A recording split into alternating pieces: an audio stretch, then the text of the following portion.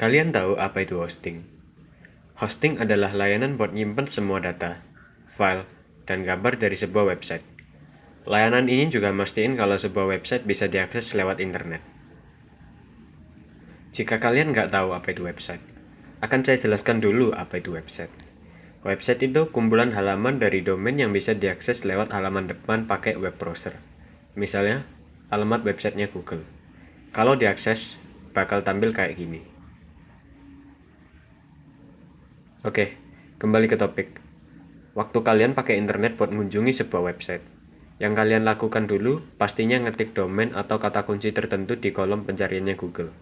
Terus, komputer kalian bakal terhubung ke server dan halaman website bakal ditampilin lewat browser. Kalau kalian pengen punya website, kalian harus nyewa hosting dan beli domain. Itu dua hal yang nggak bisa dipisahin. Gambaran dari hosting sama domain. Kalau diibaratkan dengan gambar, bakal lebih mudah dimengerti daripada kata-kata saja.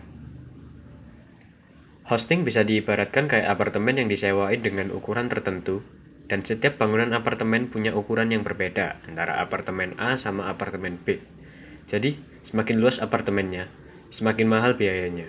Dengan kata lain, semakin besar disk space-nya, semakin mahal biayanya. Sedangkan domain itu alamat yang bisa diakses sama pengguna lewat internet. Nama domain berguna buat nyari komputer di internet. Tiap komputer punya nomor atau alamat masing-masing, nggak mungkin sama. Contoh alamat IP 74.125.200.102. Tapi, kalau nginget nomor doang, pastinya sulit kan? Makanya, domain dibuat biar pengguna ngunjungi web semakin mudah. Jadi, kalau mau akses web, cukup ingat nama domainnya aja. Nama domain terdiri dari kombinasi angka sama huruf dengan macam-macam ekstensi kayak .com, .co.id, .org, dan sebagainya. Tiap web punya domain yang beda-beda dan tiap domain harus didaftarin supaya website bisa diakses. Sekarang, jenis layanan hosting itu banyak. Jika kalian berencana menyewa hosting, pastiin kalian tahu kebutuhan web kalian dulu. Kebutuhan apa yang dimaksud? Mulai dari bisnis, dana, sama fitur yang disediain. Shared hosting pasti bakal kalian temuin di semua layanan web hosting sekarang. Pasalnya, shared hosting bisa dipakai banyak pengguna secara bersamaan di satu server. Harga yang ditawarin sama shared hosting paling murah di antara tipe hosting lainnya. Yang perlu diingat, shared hosting terbatas dalam hal resource, soalnya dipakai bareng-bareng sama pengguna lain, baik dalam storage, bandwidth, dan sebagainya. Kelebihan shared hosting antara lain murah, sudah tersedia kontrol panel kayak cPanel, dan nggak perlu repot-repot maintenance server, soalnya sudah di-handle sama layanan hosting. Kekurangan shared hosting antara lain loading lebih lambat, soalnya berbagi resource dan tidak bisa dipasang database selain MySQL. Tips memilih layanan hosting. Tahu kebutuhan hosting kalian.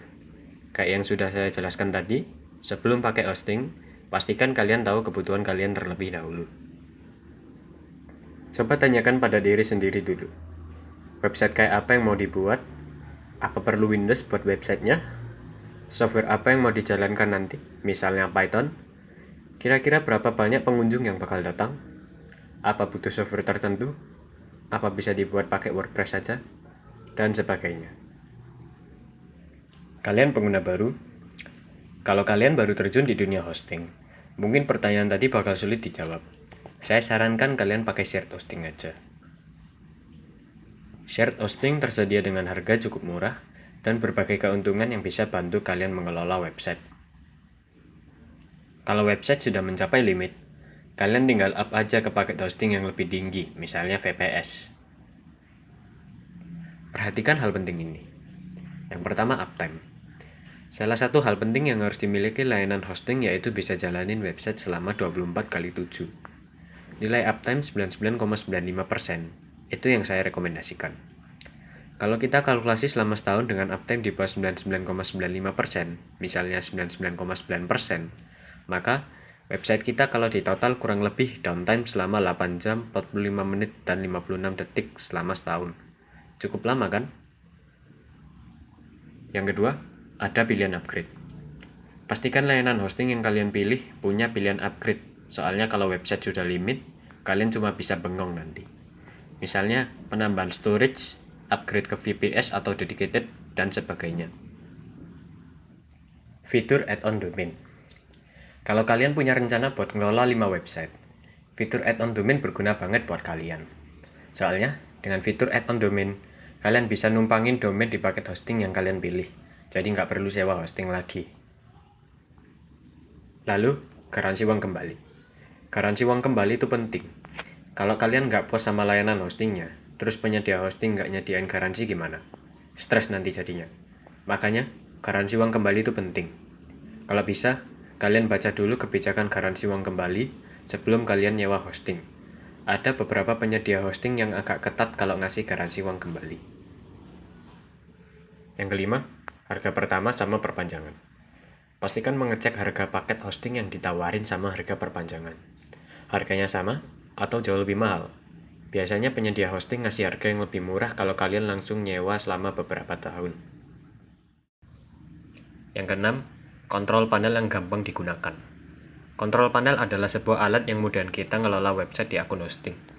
Mulai dari instalasi website, buat email, sampai maintenance website. Jadi pastiin kontrol panel yang disediakan penyedia hosting gampang dipakai buat ngelola server. Kebanyakan sekarang pakai cPanel atau zPanel buat ngelolanya.